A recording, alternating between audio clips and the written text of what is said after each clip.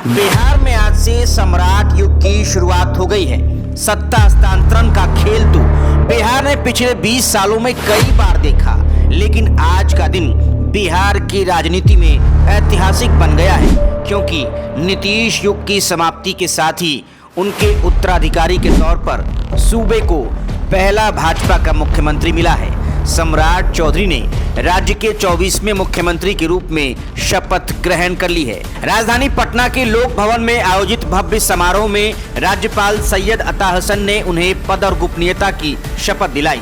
इस मौके पर एनडीए के कई वरिष्ठ नेता, विधायक, समर्थक और बड़ी संख्या में आम लोग मौजूद रहे, जिससे समारोह का माहौल उत्साह और उम्मीदों से भर गया। मुख्यमंत्री पद की शपथ लेने के बाद सम्राट चौधरी ने सबसे पहले अपने परिवार और बिहार की जनता का आभार व्यक्त किया।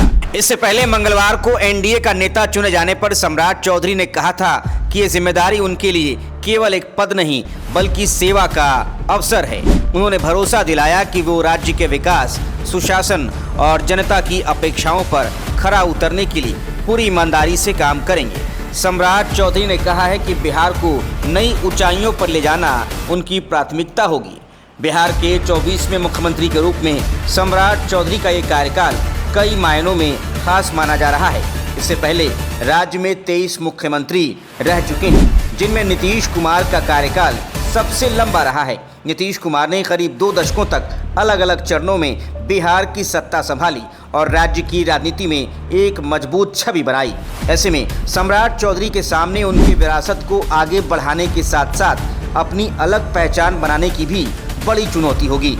इस शपथ ग्रहण के साथ ही बिहार की राजनीति में एक नया अध्याय शुरू हो गया है। ये पहली बार है जब भारतीय जनता पार्टी का कोई नेता राज्य का मुख्यमंत्री बना है।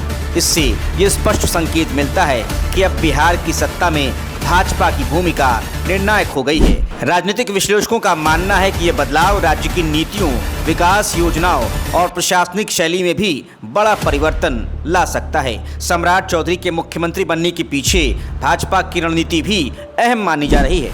माना जा रहा है कि पार्टी ने उन्हें आगे कर सामाजिक समीकरणों को साधने के साथ साथ संगठन को मजबूत करने का प्रयास किया है।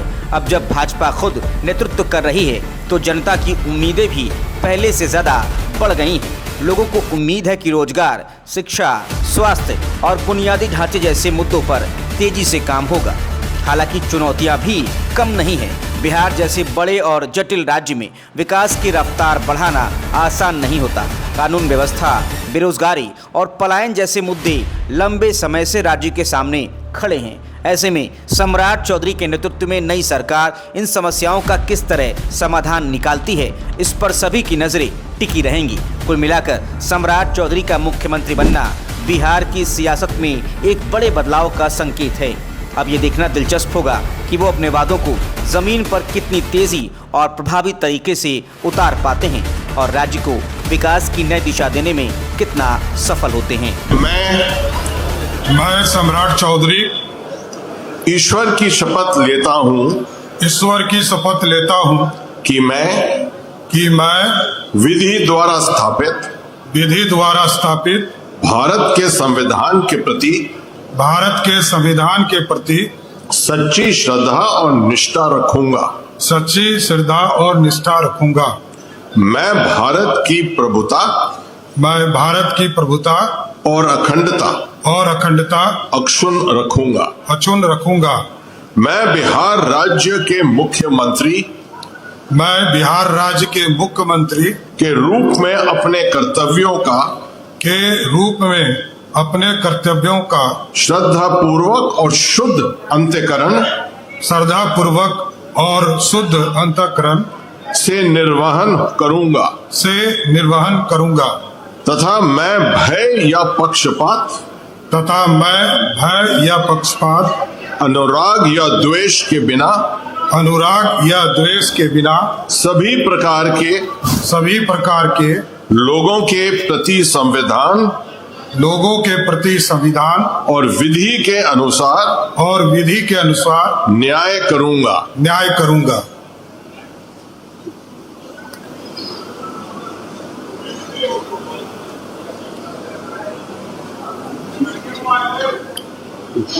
आज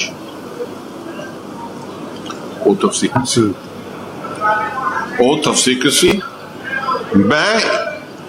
मैं सम्राट चौधरी ईश्वर की शपथ लेता हूं ईश्वर की शपथ लेता हूं कि जो विषय बिहार राज्य के मुख्यमंत्री के रूप में बिहार राज्य के मुख्यमंत्री के रूप में मेरे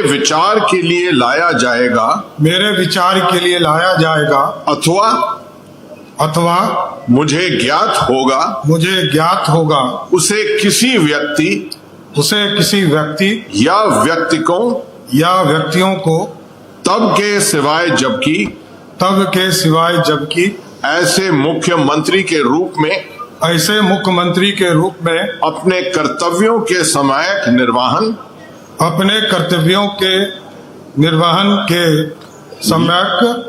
के लिए ऐसा करना अपेक्षित हो मैं प्रत्यक्ष अथवा अप्रत्यक्ष रूप से संचुतित या प्रकट नहीं करूंगा